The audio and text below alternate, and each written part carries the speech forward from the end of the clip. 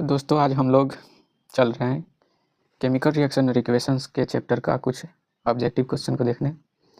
तो सबसे पहला क्वेश्चन है which one of the following process involve in chemical reaction. इसमें से कौन सा ऐसा सिचुएशन है, प्रोसेस है जो केमिकल रिएक्शन में इन्वॉल्व हो रहा है। तो ऑप्शन नंबर अगर हम 1 देखते हैं तो storing of oxygen gas under pressure in a gas cylinder.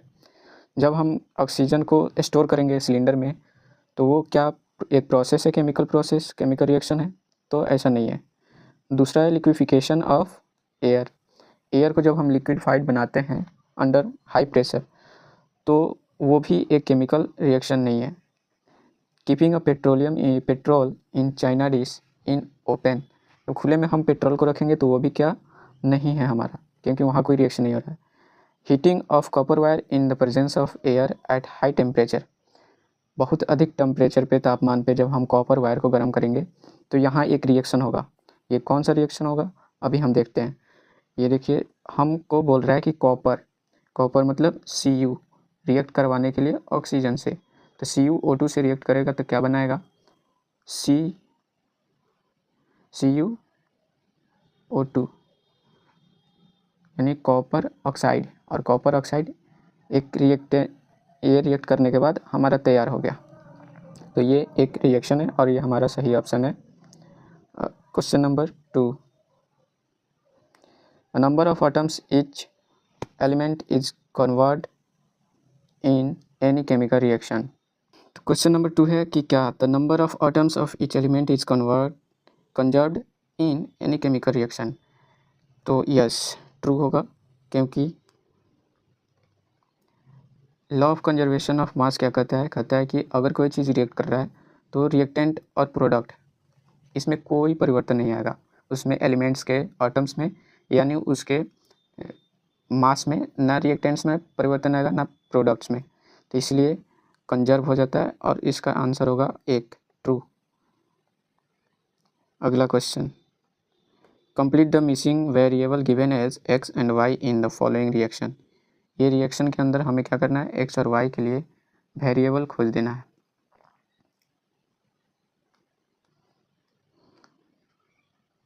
तो दोस्तों गिवन इक्वेशन के अनुसार हम देखें तो PbNO3 रिएक्ट करेगा KI से यानी पोटेशियम आयोडाइड से, लेड नाइट्रेट पोटेशियम आयोडाइड से रिएक्ट करेगा तो लेड आयोडाइड बनेगा, जो कि ये प्रेसिपिटेशन रिएक्शन है। तो प्रेसिपिटेशन रिएक्शन में यहाँ प्रेसिपिटेट फॉर्म होगा, तो ये प्रेसिपिटेट मतलब सॉलिड, और KNO3 ये हमारा एक्वस हो जाएगा, सोलुबल फॉर्म में होगा। तो हम ऑप्शन में देखेंगे अभी कि ऑप्शन में क्या दिया है। हमें ऑप्शन में क्या खोजना है, S और एक्वस, S और AQ एक्वस, तो ये है यहाँ।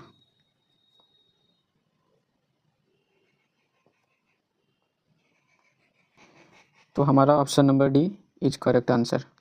आगे बढ़ते हैं, ये क्वेश्चन नंबर 3 था। Question number 4,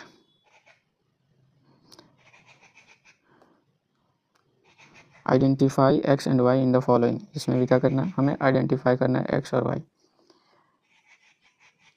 copper plus XHNO3 और CuNO3 सेकेंड ट्वाइस Y2। तो हम यहाँ बैलेंस करना है, तो हम देखेंगे कि कॉपर इधर एक है, इधर एक है, ये ठीक है। हाइड्रोजन इधर एक है और इधर यहाँ 4 है। नाइट्रोजन 3, 2, इधर 2। तो अगर हम यहाँ 4 रख दें, 4 x के जगह पे 4 और यहाँ y की जगह पे, x के जगह पे 4 और y की जगह पे 2, तो हमारा इक्वेशन जो होगा वो बैलेंस हो जाएगा। इसे 4 हाइड्रोजन इधर, 4 यहाँ, 4 नाइट्रोजन और 2 यहाँ नाइट्रोजन है और 2 यहाँ है, तो वो 2 2 मिला के 4 नाइट्रोजन हो गए यहाँ, और 4 3 जा 12 ऑक्सीजन, तो यहाँ 2 3 6 और 6 4 10 2 12, टोटल ऑक्सीजन भी कंप्लीट। तो ये हो गया बैलेंस इक्वेशन। अब बैलेंस हुआ है तो पहले हमने x के जगह पे 4 रखा है, y की जगह पे 2, तो 4 और 2 option number 1, option number 1 is correct answer.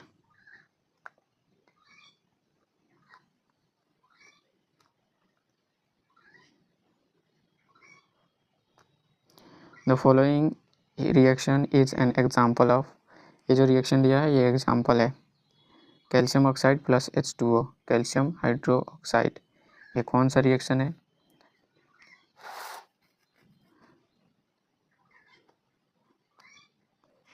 ये दो प्रकार के रिएक्शन हो जाएगा। एक तो ये कंबाइन हो रहा है तो कॉम्बिनेशन रिएक्शन हो गया। दूसरा ये जो रिएक्शन है वो एक्सोथर्मिक भी है, क्योंकि जब हम कैल्शियम ऑक्साइड को हाइड्रोजन के साथ मिलाएंगे तो वहाँ पे हीट भी रिलीज होगा, इसलिए ये एक्सोथर्मिक रिएक्शन भी है। तो हमारे पास 2 और 4 ये ऑप्शन होना चाहिए, 2 और 4। तो 5 का सी आंसर सही होगा। अगला क्वेश्चन,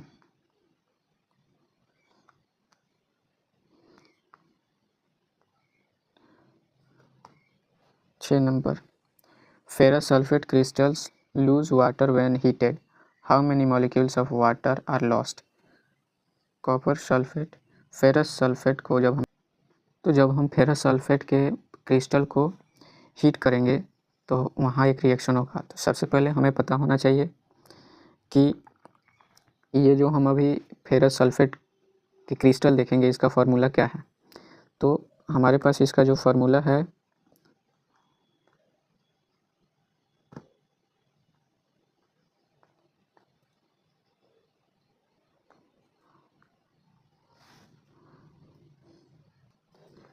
तो इसका फार्मूला है FeSO4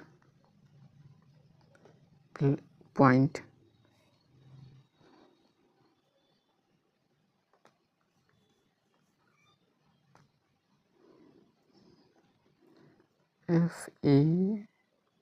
FeSO4 डॉट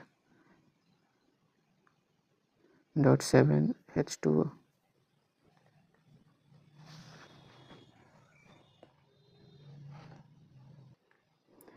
तो इसमें से कितना मॉलिक्यूल्स ऑफ वाटर रिड्यूस हुआ? 7। तो हमारा B is right answer. Question number 7, heating of a limestone product. Limestone को जब हम हीट करेंगे तो हमें क्या मिलेगा? लाइमस्टोन को ही हम लोग क्या कहते हैं?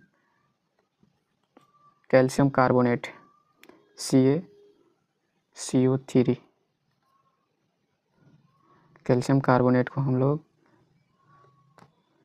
CaCO3 बोलते हैं। तो ये है कैल्शियम कार्बोनेट। जब हम इसको हीट करते हैं तो जब हम हीट देंगे तो यहाँ से कैल्शियम ऑक्साइड निकलेगा प्लस